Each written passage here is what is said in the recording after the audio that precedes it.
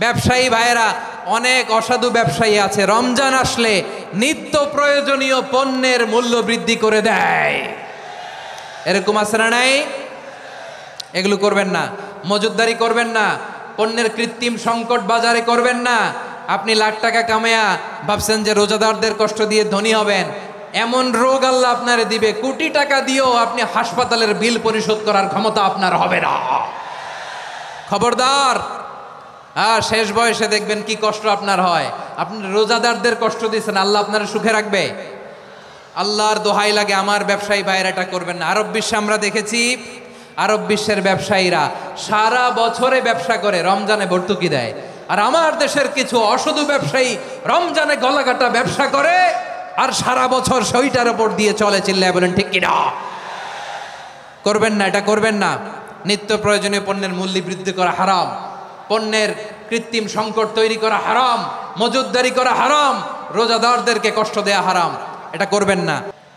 শাহরু রমাদান আল্লাযী উনজিলা ফীহিল কুরআনু হুদাল লিন-নাস ওয়া বাইয়িনাতিম মিনাল হুদা ওয়াল ফুরকান।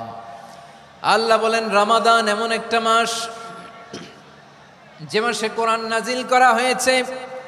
আর এই কোরআন হচ্ছে বিশ্ব মানবের জন্য পথ নির্দেশিকা, হেদায়েতের সুস্পষ্ট বর্ণনা এবং সত্য মিথ্যা পৃথক করার আসমানি মানদণ্ড রূপে জামিনে আমাদের জন্য কোরআন নাজিল করেছে কে?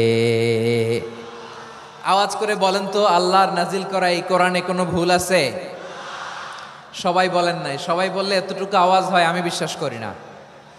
গলা ছেড়ে দিয়ে বলেন, আল্লাহর নাজিল করা এই সর্বশেষ আসমানি কিতাব আল কোরআনে কোনো ভুল আছে? সন্দেহ আছে?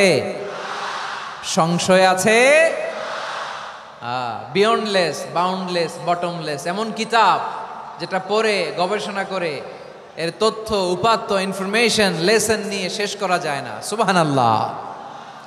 আল্লাহ বলেন এই কোরআনকে আমি রমাদানে নাজিল করেছি, যেটা বিশ্ব মানবের জন্য পথ নির্দেশিকা।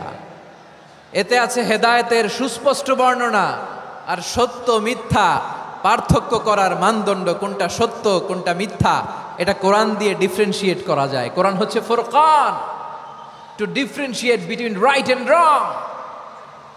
কোনটা সত্য কোনটা মিথ্যা, কোনটা ভুল কোনটা নির্ভুল, এটা কোরআন দিয়ে যাচাই করা যায়। চিল্লায় বলেন ঠিক কিনা?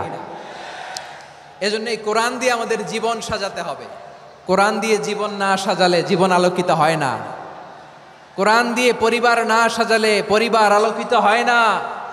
কোরআন দিয়ে সমাজ না সাজালে সমাজটা শান্তিময় হয় না। শুধু দুর্নীতি দমন কমিশন দিয়ে দুর্নীতি বন্ধ করা যায় না। কোরআনের আইন বাস্তবায়ন করা ছাড়া এই সমাজ থেকে দুর্নীতি বন্ধ করা যাবে না। চিল্লায় বলো ঠিক কিনা?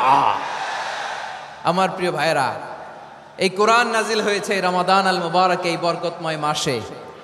তাই আমাদের উচিত এই মাসে আসন্ন যে রমাদান আল মুবারক, এই রমাদানে কোরআনের সাথে নিজেদের সম্পর্ককে বাড়ানো।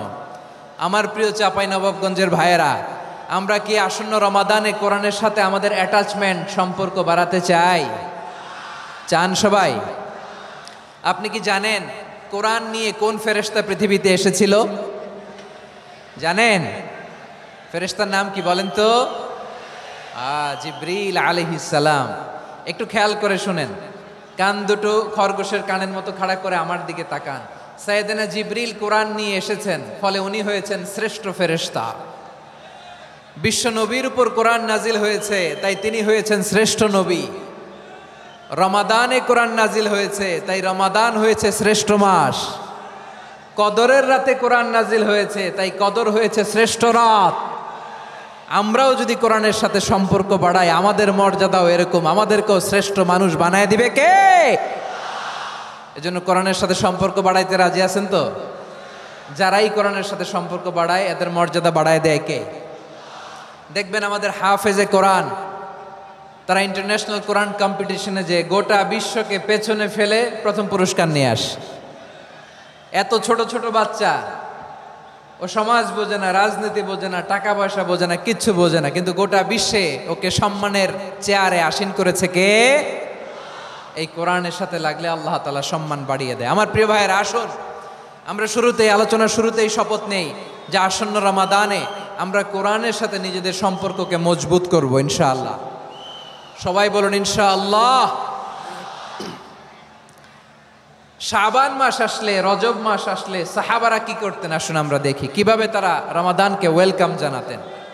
রজব শাবান আসলেই ওনারা রমাদান পর্যন্ত পৌঁছার আকুতি, আগ্রহ আর ফরিয়াদ আল্লাহর কাছে জানাতেন আর বলতেন, ইয়া আল্লাহ, রমজান পর্যন্ত আমাদের হায়াত বাড়িয়ে দাও। আল্লাহুম্মা বাল্লিগনা রমাদান, আল্লাহ তুমি রমজান পর্যন্ত আমাদের পৌঁছে দাও। আল্লাহুম্মা বারিক লানা ফি রজব ওয়া শাবান ওয়া বাল্লিগনা রমাদান, আল্লাহ রজব শাবানে বরকত দাও, আল্লাহ রমজান পর্যন্ত তুমি আমাদেরকে পৌঁছে দাও। আওয়াজ করে পড়েন আমিন।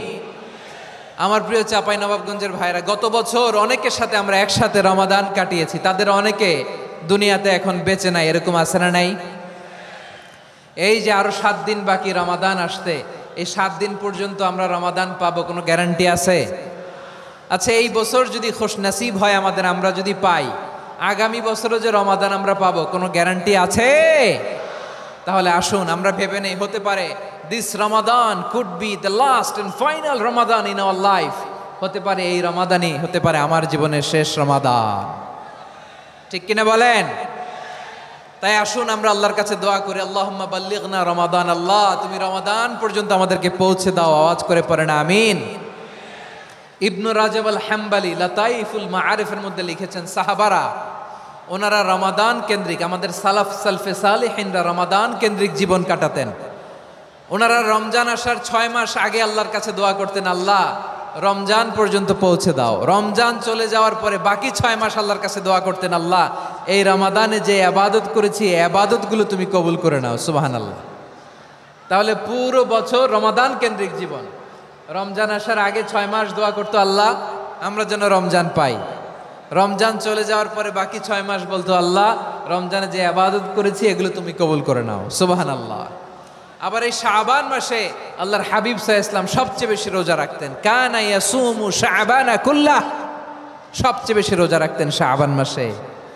ওয়া কানা ইয়াসুমু শাবানা ইল্লা খলিলা, শাবানের অল্প কয়েকদিন ছাড়া পুরো শাবানটাই বিশ্বনবী রোজা রাখতেন। সুবহানাল্লাহ পড়েন। এই শাবানে আপনারা রোজা রাখছেন তো? রাখছেন? আল্লাহ তুমি কবুল করো। আমরা সবাই পড়ি আমিন। মাইকের সাউন্ডটা একটু উইক মনে হচ্ছে, একটু স্ট্রং করতে হবে সামান্য। মাইক অপারেটর যিনি আছেন একটু স্ট্রং করবেন, আমার শাউট করে কথা বলা লাগতেছে, একটু স্ট্রং করবেন মেহেরবানি করে, মাইকের সাউন্ডটা একটু স্ট্রং করবেন। প্রিয় ভাইয়েরা, এই শাবান শেষে আমাদের মধ্যে আগমন করবে রমাদান, এবং এই রমাদানুল মুবারক আল্লাহ তাআলা আমাদের জন্য সিয়াম ফরজ করেছেন। কি ফরজ করেছেন? তিনি সূরাতুল বাকারার 183 নম্বর আয়াতে ইরশাদ করছেন, রাব্বুল আলামিন বলেন, ইয়া আইয়ুহাল্লাযীনা আমানু কুতিবা আলাইকুমুস সিয়ামু কামা কুতিবা আলাল্লাযীনা মিন ক্বাবলিকুম লাআল্লাকুম তাত্তাকুন। আল্লাহ বলেন, ও বিশ্বাসীরা শোনো শোনো, তোমাদের জন্য সিয়ামকে ফরজ করা হয়েছে, ঠিক যেমন ভাবে তোমাদের পূর্ববর্তী উম্মতদের উপরও সিয়ামকে ফরজ করা হয়েছিল, লাআল্লাকুম তাত্তাকুন, যাতে করে তোমরা সবাই মুত্তাকি হতে পারো।